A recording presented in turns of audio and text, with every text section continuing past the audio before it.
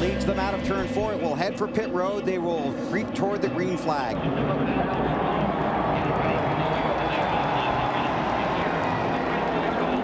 Thanks for coming along for the ride. Enjoy the Daytona 500.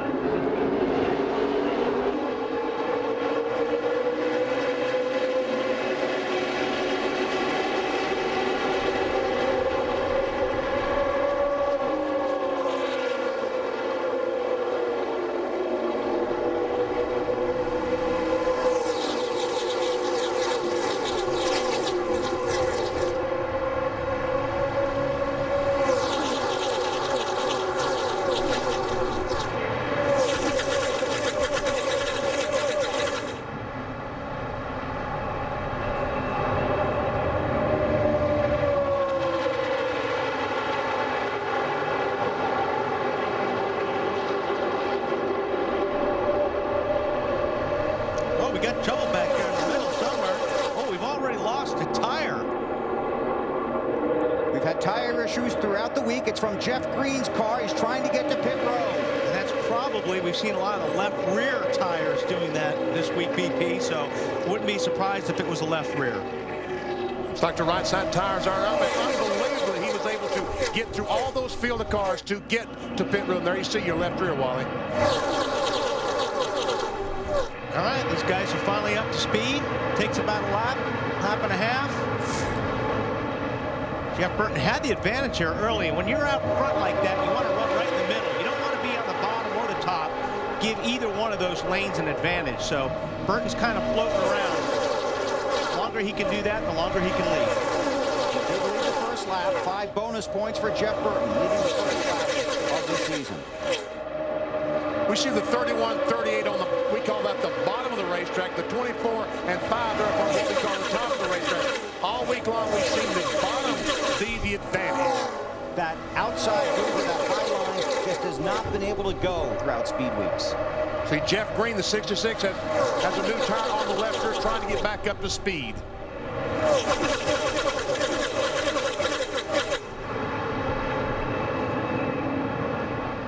Down the backstretch, heading for turn 3. Truex makes it 3 wide on the bottom in the 1 car.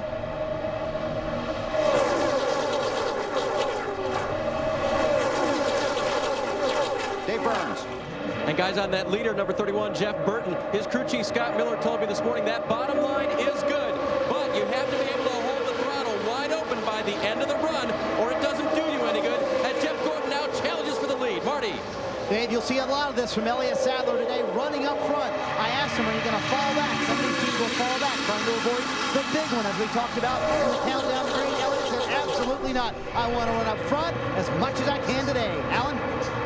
Yeah, ditto for Jeff Gordon, Marty. He told me he wants to be in the top 5 all day, if at all possible. Less trouble there, and he feels his car runs better when it's near the front of the pack in the cleaner air. Bump drafting down the backstretch. Yep, we just saw Elliott Sadler bump draft the 31 car, and look at how much room that they put between them and Jeff Gordon already. So it will work if you know how to do it. Oh, and Junior gets shouldered up to the middle of the racetrack by the 48 of Jimmy Johnson. That's Dylan Hart Jr. in the red number 8. But he has some help with a 26 car of Jamie McMurray. Matt? BP, that's exactly where he was near the end of the Busch Series race on Saturday, in the middle. But Junior feels like they've got a great car for today. They've struggled all week with a tight condition and also a considerable wear issue on the right front. They feel like they've solved that with a little bit of tweak in the setup. Tony Eury Jr. told me they're expecting good things today. His teammate, Martin Truex, who they expect to work together a lot today, is right on the inside. And the 1 car. And these cars are driving really good for these drivers right now. I mean, they're still fresh tires. Actually, being cool today helps a lot. Puts a lot more grip in the racetrack. So these cars aren't sliding around right now as much as they would be if it were 80, 85 degrees out. So the conditions are pretty good. The 24 of Jeff Gordon, the 8 of Dale Earnhardt Jr. Clearly 2 of the favorites coming in here to start the season. Both have won the Daytona 500 before. Another guy that's picked to go to victory lane today, the 20 of Tony Stewart. An update from Alan. Yeah, Bill, on Thursday in his qualifying race here, Tony Stewart led about the first half of the race. His car was terrific and unpassable out front. But when he got put back in traffic like he is now, it did not handle as as well. He got put back there because of a pit stop mistake. Tony Stewart wants to get to the front and try and keep that car in clean air, although they know they're going to have to work hard to get there. Dave? Alan Kurt Busch in his first points race for that blue number 2 car, no longer Rusty Wallace's car. His car is actually running very good this weekend. Crew Chief Roy McCauley told me, we've got a solid top 10 car. We just need to use it carefully and wisely. Yeah, Bill? Thanks, Dave. They're using your battering ram out there, BP. They sure are. Want to point out that because of the low ceiling today, heavy overcast in the Daytona Beach area, our helicopter not able to get up to the proper height. We're doing the best we can to bring you our onboard camera coverage. Jeff Gordon, I'm impressed with the way he's hung in on the outside line in that 24 car. And there's 3 strong cars right there on the outside. The 24 Gordon, 8 Earnhardt, and that 26 car, Jamie McMurray, has been fast too. So see if they can. Problem is they got 3 of them. They're 3 wide behind them, and that's going to slow that group down. They need to get back 2 wide, single file. If those 3 can't make that outside, it's not going to go. But see, what happens is if your cars start to push down on the bottom, guys will start getting off the throttle, and that's when that outside groove will start pulling up. It's a little bit too early for that, so we'll just have to keep an eye on it. This is where you look for the teams to use the bump drafting strategy down the backstretch. Elliott Sadler in the 38 falls back and along behind Burton in the 31. Jimmy Johnson in the 48. Look at the 99 up there, way up there. Edwards. 3 wide. His second full season driving for Jack Roush, had a spectacular 2005. A multi-car crash has just occurred in turn 3. Kyle Petty is involved. J.J. Yaley in the 18. That's Carl Edwards in the 99. Someone spun going in turn 3 and backed across the racetrack in front of all these cars and left them no place to go. Might have been Kyle. I'm not sure exactly who it was. Here are the replays. We're under caution at Daytona. No tire on that left rear, BP, the 45 car. Let's see, there's Jeff. Oh, wow. Jeff Green breaks loose through the grass, then up the track. Kind of a strange crash, really. Joe Nemechek. Almost, I mean, right in the door. Looked like Schrader did a good job getting around it in the 21. And left those guys with absolutely no place to go. And we see what happened to the left rear of the 45. The 99 car just knocked off the tire and the quarter panel of the left rear.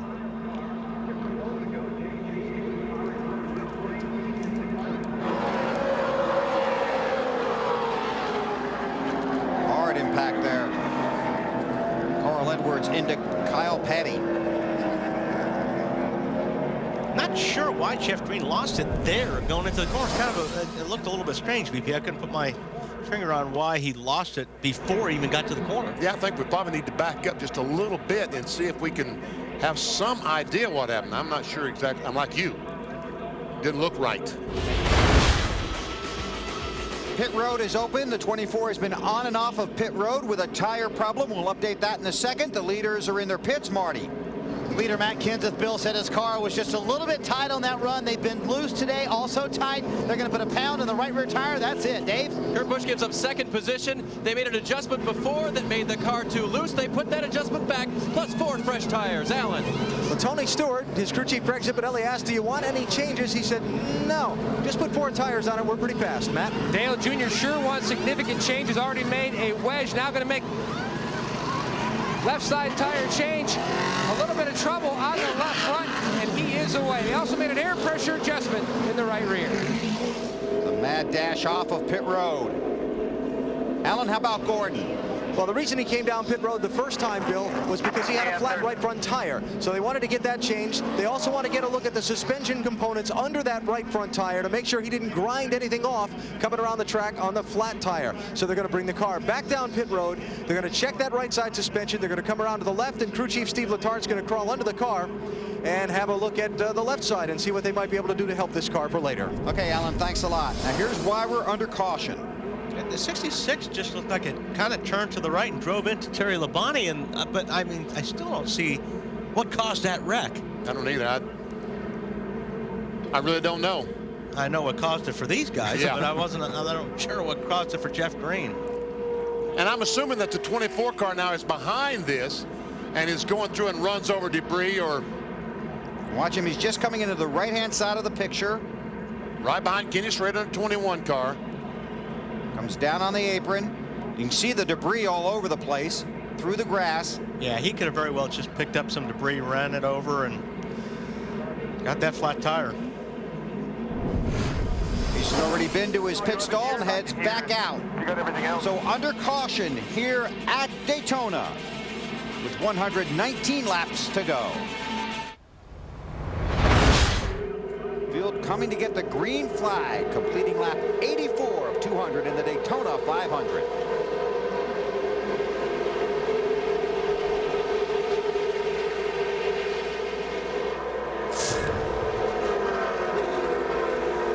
Kind of spread out on that restart, Benny. Well, they sure did. We watch the restart, check with Marty. And Carl Edwards has surveyed the damage on his 99 car. And did you have time to slow down for that one, Carl? Yeah, that's, you know, I apologize to Kyle Petty and all his fans and his sponsors. Could have done a better job of slowing down. I saw Green, though, slide with such force up the track. I knew all those guys were wrecking, and they were going to be coming down, so I went to the bottom, and I got Kyle. And that wasn't Kyle's fault. He did a great job to avoid it. I didn't do the best job I could have, and for that I apologize to my crew and everybody. But oh well, we'll go to Fontana, but that's very frustrating. Some heavy right front damage on the 99 car, and doubtful they will get back in, but they are certainly going to effort doing so. That was a class act on his part to apologize. Saying, look, I could have slowed down a little bit quicker, so maybe next time he will. Kevin Harvick grabbed the lead. J.J. Yaley in the 18 car treated and released from the infield care center. You wouldn't expect anything but that from Carl. No, really. Although he was frustrated, I believe, in the Bud shootout. Not at a fellow driver, but... Yes. Oh, well, here we go. Junior's going for the lead. He goes by Kenseth, goes into second, goes for the lead, moves up to the racetrack. Wow. Oh, Nemechek, that 0-1 car running his way. And that was nice of Kevin Harvick to give Junior the room. He didn't have to do that either. But nobody's going to give him any back. He's going to pay for it. He's going to lose about maybe 7 or 8, 9 spots here. And you can imagine how the fans feel. Dale Earnhardt Jr. back in front in Daytona. Now have they adjusted the chassis properly on this 8 car that he's able to stay in front. It seems like they're gaining on it, BP. It seems like he's really good at after a pit stop, then the car fades, but it went longer this last time. So it seems like that they are catching up with it. Is that right, Matt? Wally, that's exactly what Junior said under the last caution. He felt like they've really made a lot of gains on that red number 8 on the tight condition, slowly getting it where he wants it to be. In fact, Steve Meal, when you saw him make that great move down in 3 and 4, said, boys, that's another one for the highlight film. Junior back out front.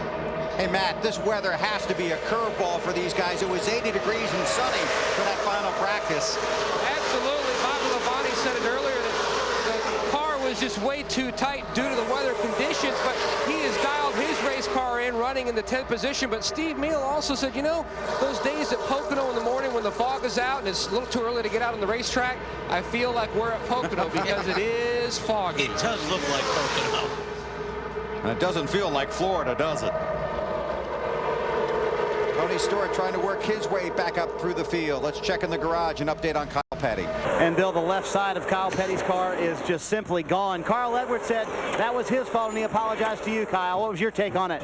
No, I don't think it was Carl's fault. Carl and I got together, obviously, after somebody just run all over the poor Jeff Green. He's just out there minding his own business and gets run over.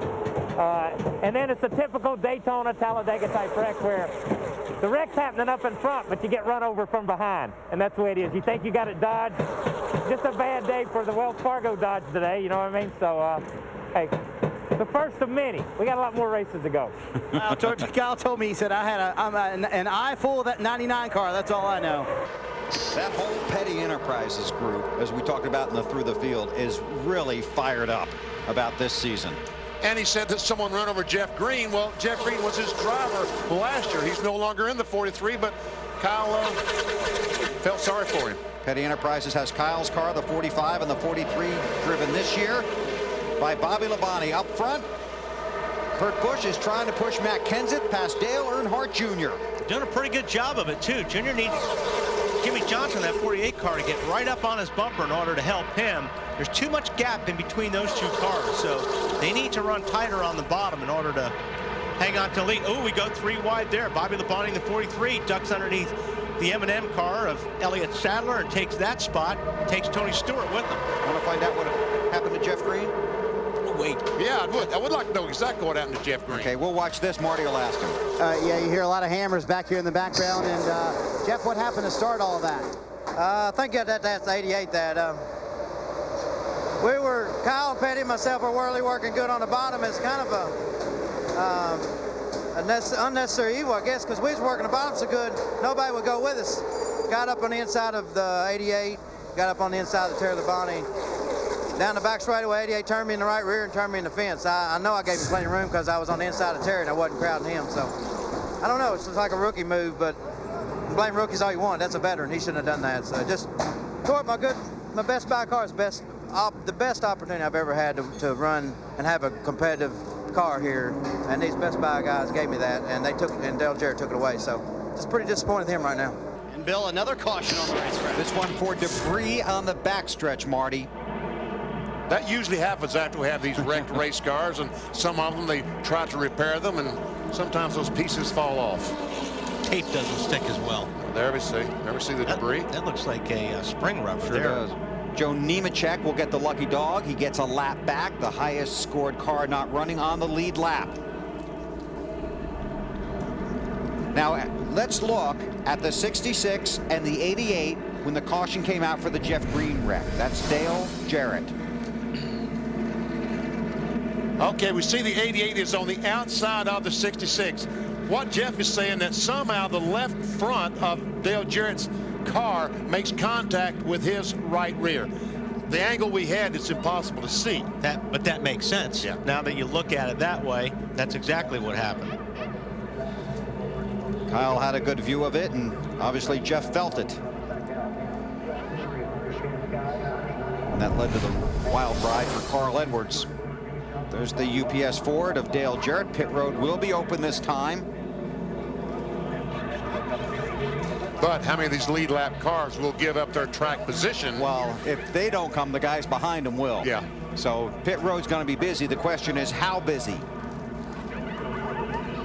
There we can see the left front fender on the 88 car, and you know, there's not really any visible damage. Yeah, you can see right there in that decal, BP. Yeah, right where it says the cleave out, you can see it. Right there, there's some rubbing going on. And it doesn't take much. It doesn't take anything here. I'm telling you what, these cars are on the verge of wrecking every lap anyway. And when you're driving these cars at this racetrack, it just feels like if you look at the guy's fender the wrong way, you can make him get sideways. And in the Bank of America Countdown to Green, we talked about how air can play such a huge factor in that kind of a situation. Well, so can your left front bumper into somebody's rear quarter panel. All right, are they going to give up that track position? Looks like they're all coming down pit road. Marty? Well, Matt Kenseth said, Robbie Reiser, you're the crew chief. You're making the decision on this one. I'm not going to. The leader hits pit road. It will be 2 tires only. Right side for Matt. Said the car was a little tight on that run, but he was not unhappy with it. Dave? Crew chief, I'm thinking about no tires, fuel only, or 2. Kurt Busch, I'm all about 2. No changes to the chassis. 2 right side tires. Alan? Jimmy Johnson made the call from the car. 2 tires. He's gone. Matt? They're making a chassis adjustment for Junior. Let's see if he does too. They drop the jacket. He is away. AB, what about the 20? Tony Stewart's team getting 4 tires on their stop. We'll go back and double check for sure. Wow. But Stewart heading out onto the racetrack. That about was 6th in line. Great pit stop from Tony Stewart's team if he took 4. There's one car stalled on pit road. Matt Kenseth had to go through the grass to avoid contact on pit road.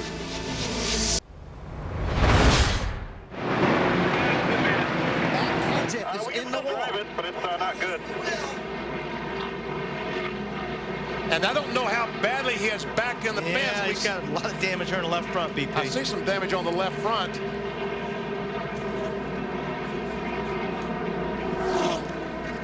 You got any tires down right now? Matt Kenseth talking to his crew chief, Robbie Reiser, wants to know if he can come get tires. I can't tell if they're flat or not. And Robbie wants to know if the tires are flat. If they are, he's going to have to come toward the two-pit road because those flat tires will turn the sheet metal off.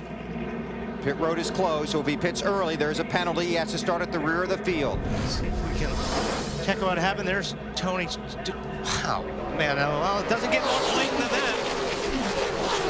And look at this, up across the track. And a lot of guys with some heads-up driving. Yeah, a lot of cars missed this wreck. Oh, my goodness. Bobby Labonte getting by on the inside. We saw Mike Wallace go by on the outside. Dale Jarrett back in the 88. Now here's the first angle again. Watch the 20. 17's on the right-hand side. You know, for a guy that was talking about over-aggressive driving, which was Tony Stewart earlier this week, I don't understand what his situation was there. He talked about it on the Bank of America countdown to green. Unless he thought he had cleared Kenseth.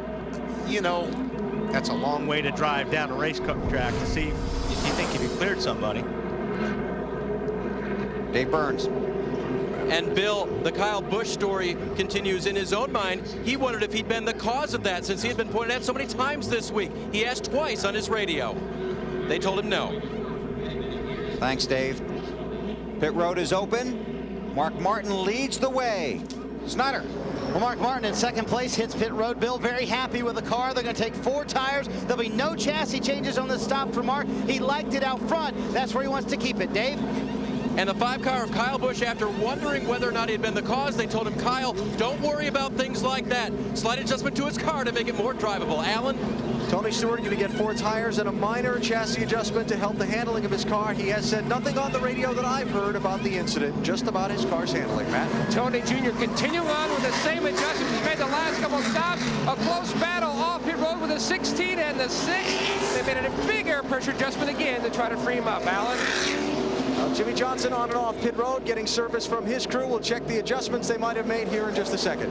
And you see Biffle gained 16 spots. That means he changed 2 tires. The competition changed 4.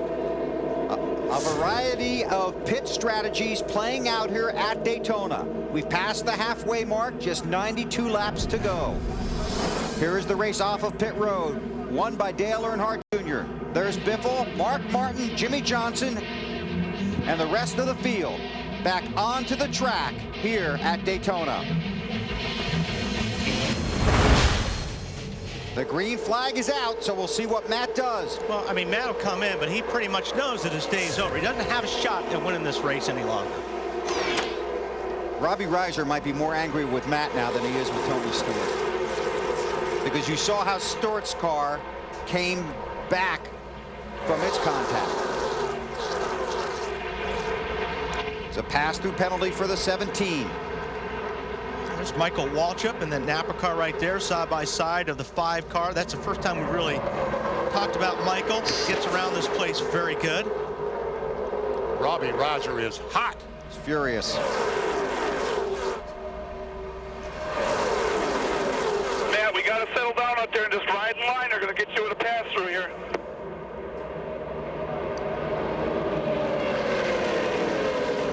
Junior leads.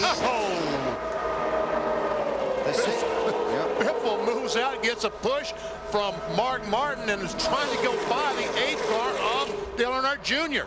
The 6 of Martin and the 16 of Biffle are teammates from Roush Racing. Biffle has a win here at Daytona in the July race. You got to come down for a pass-through. You got to come down for a pass-through. I can't. What, Robbie? All I did was I put my hand up and I took off. I didn't do nothing wrong. I didn't run into anybody. I didn't do anything. NASCAR doesn't agree with that. I don't think he can go above that yellow line when he leaves the pits. I think. You asking for clarification, and then I'll be right there because I'd like to know what I did wrong first. And then you were screwing around with the 20, and that's why you're making us do this. Hold up next to him, put my hand up to him, like, why did you do that? That's all I did. Well, he pulled up next to him and passed him.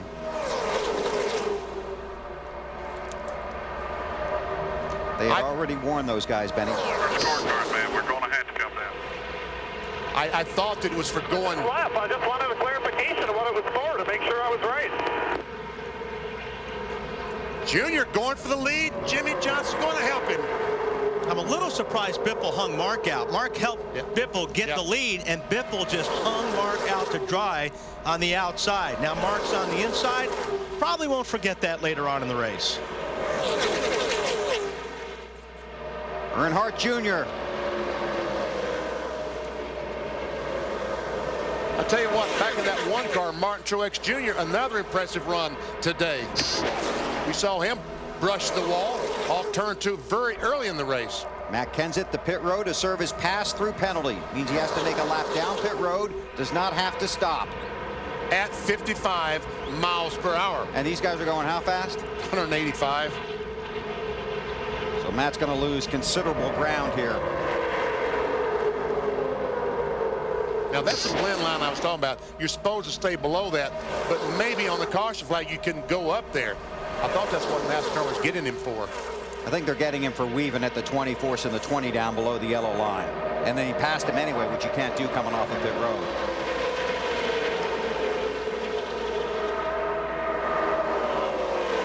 Wow. Kyle Busch right underneath Craig Biffle. Now you can't pass here. This is a no passing zone. You have to hold your position. So Kenseth comes up. Watch him turn down. And that's what NASCAR is saying that they penalized him for. Aggressive driving towards the 20. Whoa, Junior down below that yellow line, but Kyle looked Busch like he may have been forced down there. up high and takes the lead.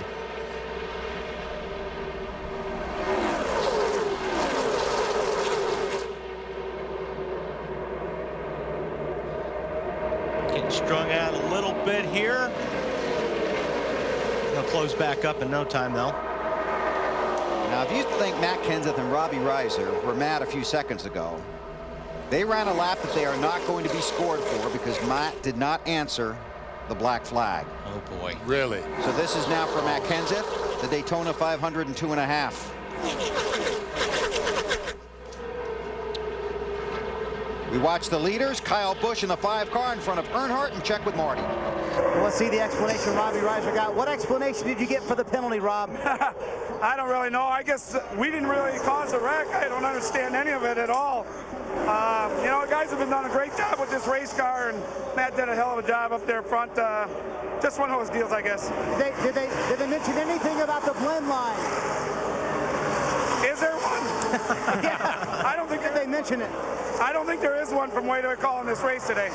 Oh, well, obviously outspoken, Robbie Reiser, and not happy with the penalty. Matt still upset inside the race car. He said the car cannot keep up with the draft anyway, so we're done for the afternoon. They're going to ride around. Alan? With Greg Zipadelli, Tony Stewart's crew chief, how bad is the damage to your car, and can you come back from the penalty in the lost track position?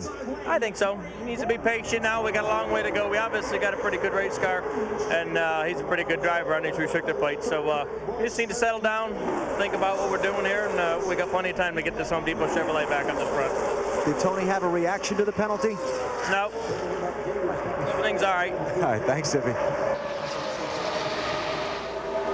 Thanks, Alan. Kyle Petty has returned to the race in the 45 car. He's scored 29 laps down. All right, there the front pack goes by. Now there's a second pack come in there. We're seeing Tony Stewart is second in that pack along with the 11 car of Denny Hamlin, his teammate. Stewart, sorry, go ahead, Bob. I was just going to say, the reason he's in that pack or he's so far back is when Kenseth and Stewart came out of the pits, they had a long way to go to catch up with the pack, and these guys got the green before Tony Stewart could catch up with the pack. Plus, he had the penalty. He had to start at the rear of the field, although he wasn't even close to the rear of the field when they restarted.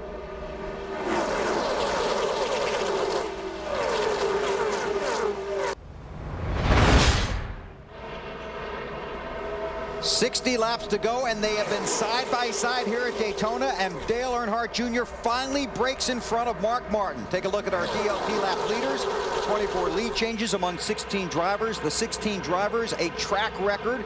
Matt Kenseth has led the most laps, but that won't be happening anymore. He's 2 laps down after an incident with Tony Stewart and then a penalty for not listening to NASCAR and being a nice boy. I tell you what, I was impressed with the job that Dale Earnhardt Jr. 8 car did, using the 25 car of Brian Vickers to get by Mark Martin. He moved out, helped, tried to get him up closer to him. When he got there, moved up, and they drafted by. And what do you think about the 2 tires? You think that's having an effect on Mark's car? Well, it will now. From now on, it will. I mean, in the first 10 laps, 15 laps, it really won't. But, you know, the BP, the thing about it is, guys like Junior and these guys, you got to always be looking in the mirror. You got to be looking for that guy that's coming at you to make a pass that's got a lot of momentum. You want to drive in front of him, because if you can drive in front of him and get that push, that's going to win you this race. And not too far back in this pack, you'll find the 24 car, Jeff Gordon. So he's among the leaders. Let's take you through the field. Dave Burns. And Bill, one of the most important people on a team is the spotter for these drivers. He's the eye in the sky that helps him make those daring moves at the end of this race. Well, Brian Spotter is new to him this year, but he's a veteran spotter. His name is Chuck Joyce, and he's a family friend from years back when they used to go on vacation together. Brian said, I trust him, but we haven't worked together a lot. We'll see how well they work together at the end of the 500. Matt? Almost 3 wide, Dave, at the front, with Junior on the bottom, Johnson in the middle, and the 25 up high. Now, it's not surprising that Junior pulled in front of the 6. That was one of the conversations they talked about. Now Junior dives up high, says the car a little on the tight side, trying to maybe throw a block on the 5. Can't do it, AB. Jimmy Johnson's team continues to work at this car. Little bits and pieces of adjustments on every pit stop. Still, Johnson struggling with front end grip on the car, even when he's out in front and getting all the airflow over the nose of the machine. Dave? Kyle Busch working well together with others, especially his teammates. On that last stop, his car was good enough that they didn't want to make any changes. He believes now that it's good enough to race. Look at him hook up with his other 2 teammates. Marty? Mark Martin has had a tight race car for most of the afternoon. Those 2 tires we talked about starting to show now. Mark's in the cars going away handling-wise just a little bit, trying to keep it on the bottom line and keep it in that front pack, Dave. Kurt Busch has won at least 1 race every year since actually starting last year. He's on a streak right now, looking for his first Daytona 500 win. Again, running very well here, looking to the inside of Mark Martin. And his teammate, the 12, Ryan Newman, trying to get up with the 2 as a drafting partner. Mark Martin pulls down in front. Newman's been fighting a tight condition and a vibration most of the afternoon. He feels like it's more of an aero-tight condition. And what about Reed Sorensen? Very impressive day in the high line right now on the outside of the 22. He was planning on trying to stay on the bottom most of the day like he did in his qualifying race, where he had a successful day there as well. But right now he's up high with the 26. Dave? Dave Blaney has had trouble with his car turning all day. That tight condition, he's been reporting it to his team. They've been working on it. It's the best it's been all day. Blaney now in the 22 in a team that's won here before, working his way to the front. Marty? Well, Jamie McMurray has a handful, Dave, in that 26 purple car right there beside the 55 of Michael Waltrip. The car is loose, which means that back end wants to kick around. But when it's like that, it's fast. Jamie back up in the high line, trying to make his way back to the front. Matt? The 2-time 500 winner, Michael Waltrip, on the inside in the Bill Davis Napa number 55 Dodge. Hung in the back earlier, now trying to make his presence known, slowly working his way up, but he's got it. The 43, Bobby Labonte, trying to dive on the inside, who's taken over the 43 this year. Labonte's car, no changes on the last stop.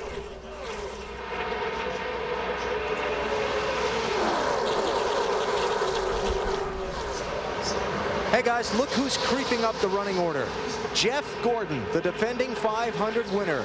The transmission's holding on. They worked on the toe out and the steering the last couple of times they've been on pit road. Jeff reporting just a little bit ago on the radio. Car's not bad right now. That could be bad news for everybody else. Matt? Biffle said earlier the car was handling beautifully. Then he had the issues on the right side. Now he's on the outside. Talking about what adjustments to make on their last stop. They tried the 2 tires earlier, and their tire wear was excellent, Marty. Well, Matt, back there in that white and green car, the 14 of Sterling Marlin, a 2-time Daytona 500 winner. This is a backup car, and Sterling lurking in the field on their last 4 stops. They've made no changes to that car. Dave? Casey Kane is running conservatively up front. He'd like to race more aggressively at the end of the race. He's been staying mid to front pack most of the afternoon. We'll see what happens later on. Matt? And Kenny Schrader taking over the 21 from Ricky Rudd, who finished second a couple times, but never got that win with the Wood brothers. Hoping for a win with that famous car this year. He's battling weather issues. The car just tight. Meanwhile, David Stremme, who's also new in the 40 car this year, battling for Rookie of the Year honors, having a very solid day. You can see a lot of cosmetic tape on the front of that car. Snyder? Well, Matt, remember earlier, Elliott Sadler was fast and up front of the field, and now he's not so fast. The car too tight for Elliott Sadler. He said the car will not run the bottom of the racetrack at all. He has to run high to carry the momentum that he needs. Dave? Casey Mears thinks he can contend at the end, but his car just has a little trouble turning. His team made a track bar and air pressure adjustment last time to adjust that chassis to try to make it more racy for Casey. That's easy for you to say, Dave. Good line, Dave. The 20 of Tony Stewart runs in 28th position. There are 36 cars on the lead lap. Carl Edwards is the first car officially retired from the race. 42 cars still in competition. 10 laps to go, 25 miles in the Daytona 500.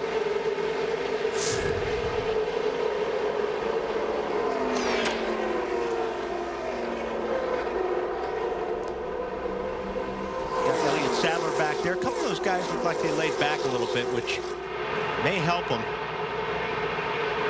on a run to the front. You can get a lot of momentum when you lay back. So if you can time it just right and hook up with 2 or 3 guys, you can pick up a lot of ground. Those top 6 cars would love to break away. Matt on Earnhardt. Junior's made it back up to 9th. Now he dropped all the way back to 20th. Under that caution, he said, you know, I made an uncharacteristic mistake, especially in plate racing. It cost me, but no worries. We'll work our way back up to the front. Matt, that's when he got out of line and ended up going backwards? Absolutely. Dropped all the way back to 20th, Bill. Slowly working his way back up, but he's not in that lead group of cars. Going to have to drag with the 5 of Busch to get his pack up to the lead pack. Yeah, I mean, if it works, great if you can pull it off. But if you don't have the momentum to catch that front group, you may not have a shot at the win. Alan, how about Johnson? What do you think his favorite color would be right now, Bill? Here's a hint. Look at the stripe to his left. Jimmy Johnson wants to hug that yellow stripe with this Chevrolet. He thinks if he protects the bottom, he might be able to keep all these hungry drivers behind him all the way to the checkered flag. And Benny, you talked about the pressure on Brian Vickers. Now he's in a difficult situation. He wants to win a race, but he might have to push his teammate to victory. He's getting pushed around right now. Let me tell you, Ryan Newman is all over the rear bumper of that 25 car. The 25 has been loose, and I don't know how much they got that car tightened up, but if Newman keeps pounding on the back of that bumper, that 25 car may just slide up the racetrack. He may lose that spot. And he took fuel only last time. So no tires, no fresh rubber on that 25 car. That always helps the handling. McMurray in the 26 tried to go by on the outside, was not able to make the pass. Here comes Elliott Sadler on the inside, along with the 5 car of Kyle Busch. Casey Kane moved over to block. There's McMurray in the 26. Now these guys racing side by side will let that 8 car catch this group and the group that he's towing.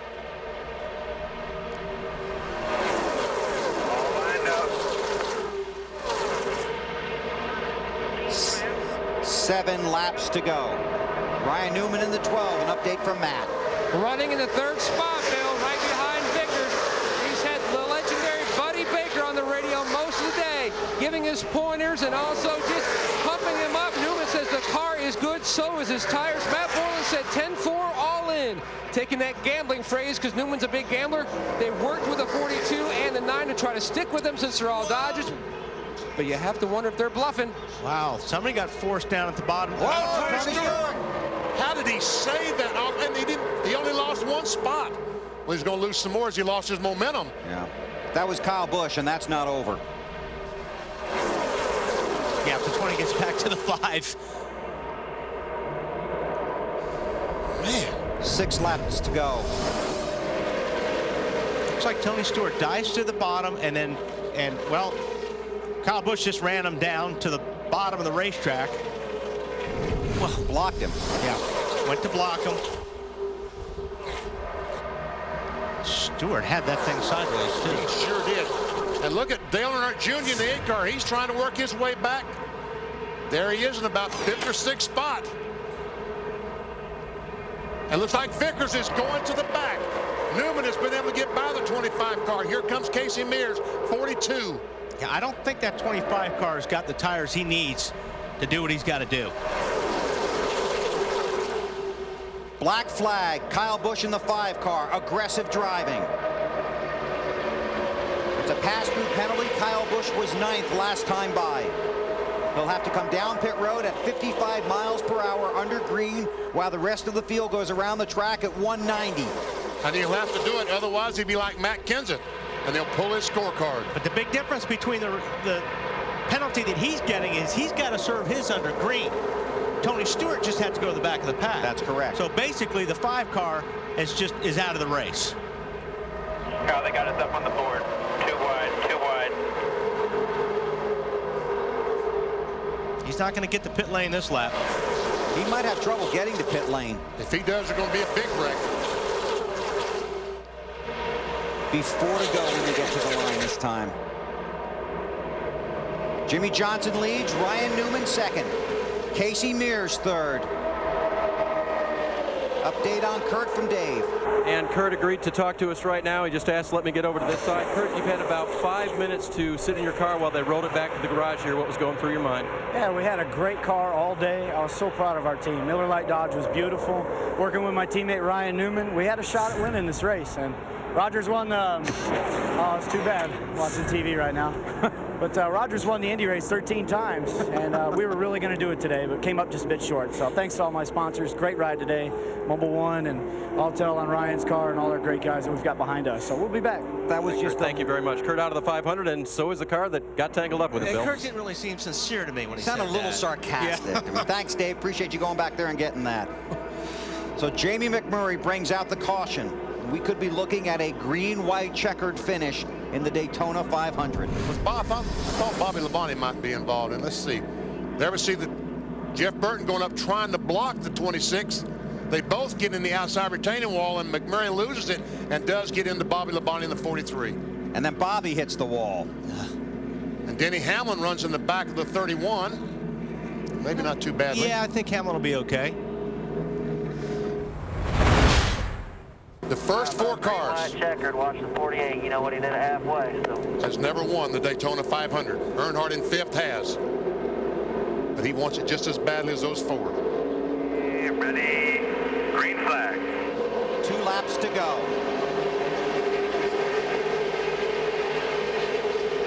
Looks like Elliott Sadler, the 38 and junior, might have laid back to get a run, but did they lay back too much? Yeah, we saw that the last time, BP, so they're out of time. Hopefully it'll work for them this time. It looks like they got a little bit better run than the last restart. And they've got a lot more cars lined up behind them than the front 3. The rookie Clint Boyer in the 07 behind Earnhardt. They're going to catch the front 3. Lap and a half to go. Oh yeah, they've got a big run, especially Elliott Sadler. If he times this right, he can make a pass. Everybody's lined up. But they're lined up. Somebody's got to make a move. It's going to happen. Off of turn 4. At the line this time, the white flag. 1 lap to go at Daytona. It's Junior that's making the move. He didn't want to do it, he said, but he's going to the outside. Got to. It's a Daytona 500. He's got to try, at least try to win. Meanwhile, Ryan Newman looked both sides of Johnson, nowhere to go. Stays in line. This is what Johnson wants to see in his mirror, though. He wants to see those guys behind him, side by side. Casey Mears runs 3rd. Junior's losing positions as he tries to get on the outside. Tony Stewart has moved into 5th, 6th. Here goes Ryan Newman. He's going to try the high side. Which way will Mears go? He'll hose this 12-car Ryan Newman. Bobby, keep pedaling it, man. Keep pedaling. That's a, clear by 4. That's exactly. Crash behind him. Crash behind him. The caution is out. The race is over. Jimmy Johnson has won the Daytona 500. In victory lane at Daytona with the Daytona 500 winner.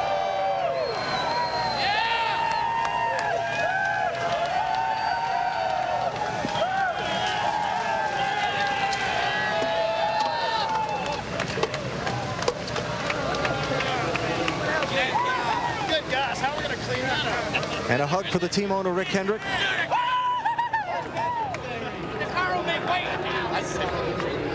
And a victory kiss from his wife, Chandra. There's more confetti than we need in victory lane. A little overload, huh? Jimmy, you have won the Daytona 500. Can you tell me what that means to you? Say that a few more times. It hasn't even set in. I am so proud of this race team. Obviously, it's been a tough week for us. I wish Chad Knaus was here. I know he's kicking his TV set in right now. It's so bummed out, but his hard work got this team to where it is. Thank you. These guys up here that are getting rowdy, great pit stops, great race car. Everyone stepped up when we needed to. I have to thank Lowe's, all their employee owners, Hendrick Motorsports for the great race car. My teammates, I can't believe this. Tomorrow morning it'll finally soak in, I bet.